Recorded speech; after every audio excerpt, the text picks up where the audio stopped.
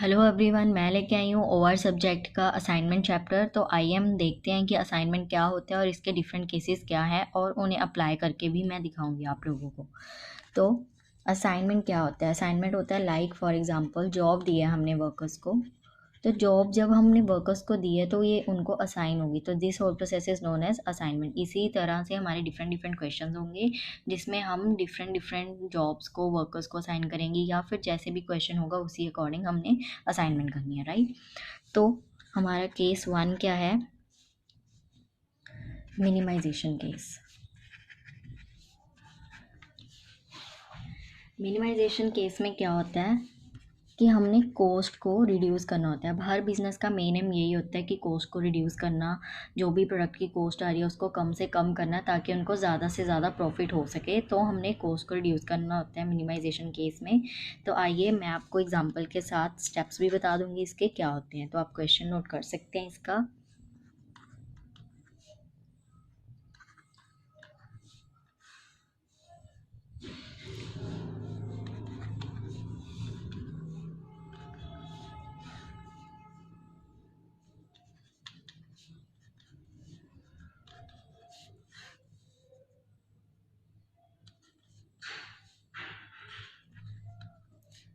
Right. तो ये हमारा एक क्वेश्चन है, मैट्रिक्स है। इसको अब हम कैसे स्टार्ट करेंगे? सबसे पहले तो हमें इसकी रिप्रेजेंटेशन करनी है। लाइक ये इस साइड में जो चीज़ें होती हैं, जो एलिमेंट्स होते हैं, उनको हम रोज़ के साथ रिप्रेजेंट करते हैं। Like row 1, row 2, row 3 and row 4। और इनको column 1, column 2, column 3 and column 4, right.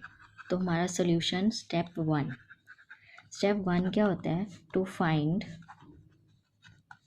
Minimum element from each row. जितनी भी हमारे पास रोज हैं, 4 हैं, 5 है, अकॉर्डिंग टू द मैट्रिक्स हमने उसका सबसे मिनिमम एलिमेंट फाइंड आउट करना है। लाइक इसमें हमारा सबसे मिनिमम एलिमेंट क्या है? 2, इसमें 4, इसमें 11 एंड इसमें 4।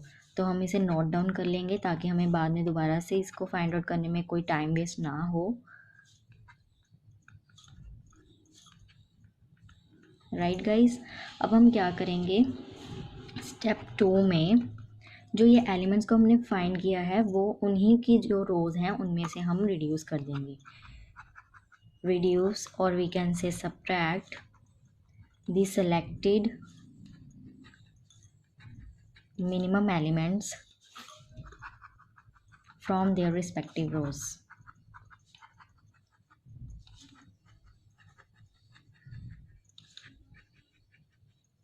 राइट।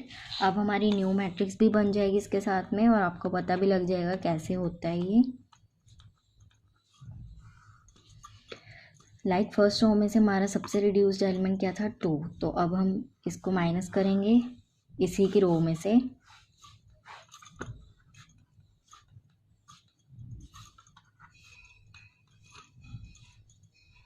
यही सेम प्रोसीजर हम बाकी रोज के साथ भी करेंगे।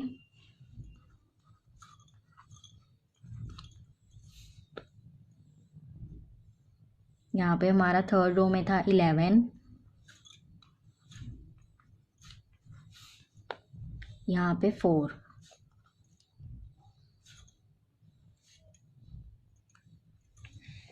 Right guys. अब हमारा ये 2 स्टेप्स हो गए हैं, और स्टेप 3 एंड स्टेप 4 बिल्कुल सेम है। बस उसमें क्या फ़र्क है कि हमें यही 2 स्टेप्स को रिपीट करना है by using column to find minimum element from each column, right. अब हम कॉलम में से सेलेक्ट करेंगे। तो ये जो नई मैट्रिक्स फॉर्म हुई है हम उसमें से सिलेक्ट करते हैं, ये नहीं कि ओरिजिनल में से ही हमें कॉलम्स में से सेलेक्ट करना है कि कौन सा कम एलिमेंट है। हमें जो न्यू मैट्रिक्स फॉर्म किया उसमें से ही करेंगे, राइट। तो अब यहाँ पे हमारा क्या है? रिड्यूस्ड एलिमेंट 0 है। तो अब हमें इसमें कुछ भी ऐसे लिखने की, आप लिख भी सकते हो अपनी कन्वीनियंस के लिए अगर आपको याद ना रहे। इसमें भी 0 है, इसमें अब 5 आ रहा है, और इसमें भी 0 है, राइट। तो अब हमारी दोबारा से न्यू मैट्रिक्स बनेगी। ध्यान रहे कि आप गलती से इन दोनों स्टेप्स को आगे पीछे ना करो, ये स्टेप वाइज ऐसे ही चलेगा। पहले row reduction and then we will do column reduction.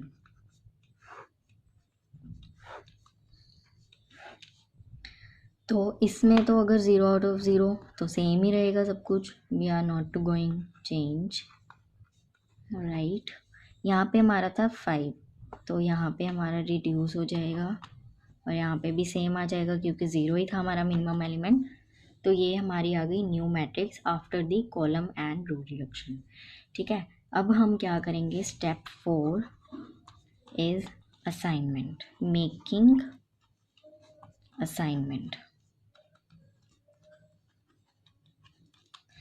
तो मेरा यही सबसे पहले आपको होगा लाइक आप सबसे पहले जो असाइनमेंट है वो आप पेंसिल से करें ताकि बाद में अगर आपको कोई दिक्कत आए तो आप उसको इरेज करके सही कर सकें।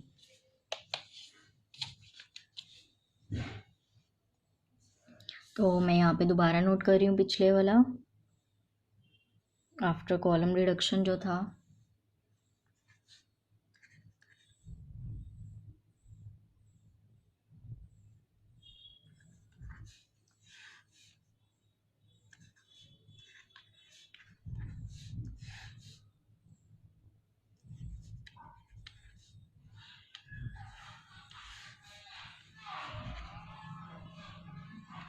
राइट गाइज, ये हमने अब दोबारा लिख लिया है क्वेश्चन को, जो हमने रो एंड कॉलम रिडक्शन के बाद हमारी मैट्रिक्स आई थी वो हमने नोट डाउन कर लिया है ताकि हम असाइनमेंट कर सकें।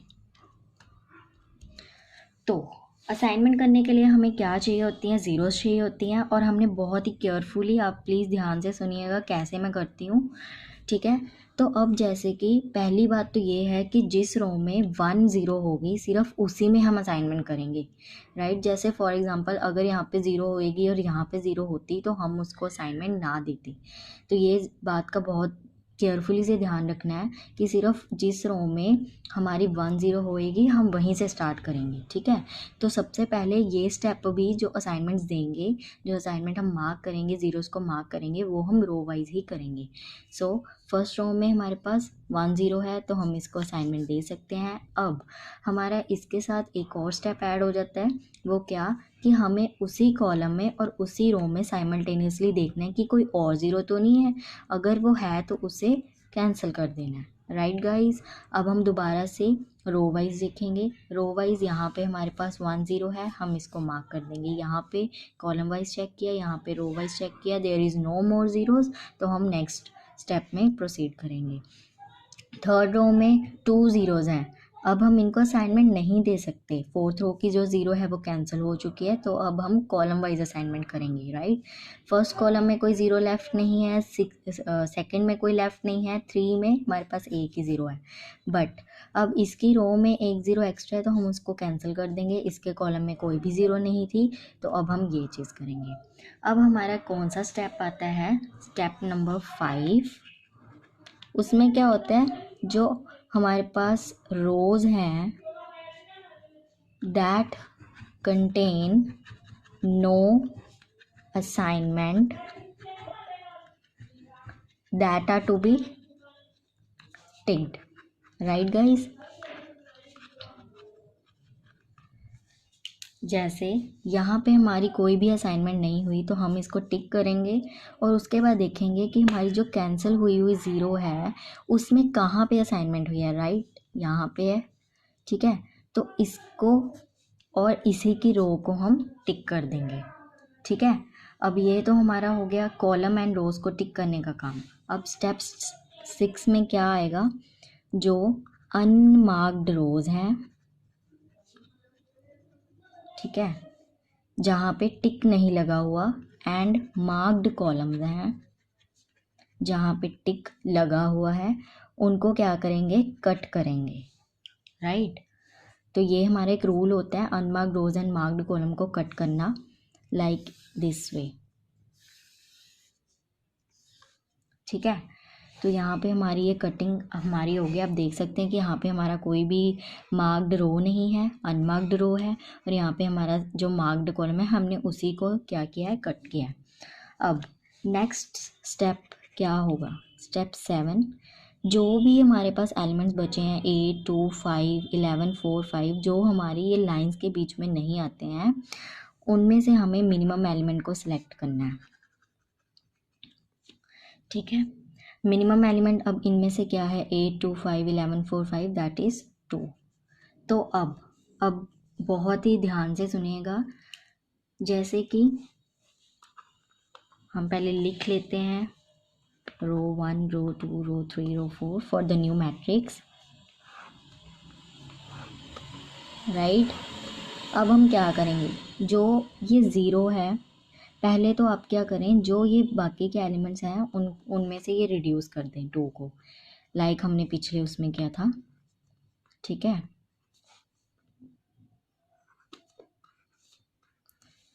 राइट। तो हमारा ये काम एक ख़त्म हो गया। अब जहाँ पे सिर्फ एक लाइन है, लाइक जहाँ पे इंटरसेक्शन पॉइंट नहीं है, उन्हीं डिजिट्स को, उन्हीं एलिमेंट्स को हम सेम लिख देंगे, उनको बिल्कुल भी चेंज नहीं करेंगे, उनको सेम ही लिखेंगे। अब आप देख सकते हैं 11 और 2 में क्या है, इंटरसेक्शन पॉइंट है, 11 एंड 2 पे इंटरसेक्शन पॉइंट है। तो जो ये मिनिमम एलिमेंट हमने इन सभी में से, बाकी बचे हुए एलिमेंट्स में से रिड्यूस किया था, अब इसमें उल्टा हो जाएगा, 11 और 2 में ये जो सेकेंड 2 एलिमेंट है मिनिमम एलिमेंट, वो हम ऐड कर देंगे, 11 plus 2 and 13 plus 11 plus 2 and 2 plus 2 4, right.